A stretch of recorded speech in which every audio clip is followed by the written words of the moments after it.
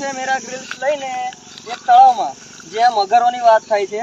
તો પ્રકાશભાઈ તમે અહીંયા શું કરવા આવ્યા છો? મગર જોવા. અને મગર ના મળે તો તમે શું કરશો? હું મગર ને મળું, મગર મને મળે. અને નહીં મળે તો તમે શું કરશો? ના, આજે જોઈને જ જવું. અને જોયા વગર ગયા તો શું થશે? આજે રવિભાઈ કહેશે એટલે જોઈને જ જવું છું. મગર છે, મગર છે. એવું છે? હા. મને તો એ મગર તો શું માછલો દેખાતો નહીં. માથા તો છે અંદર. એવું છે.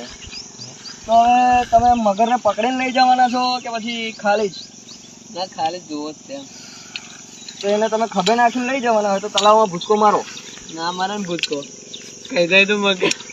તો તમે એમ કહો છો કે મગર મને મળશે કાં તો હું મગરને મળશે એવું કહો છો એટલે ખાલી મળવાનું જ છે.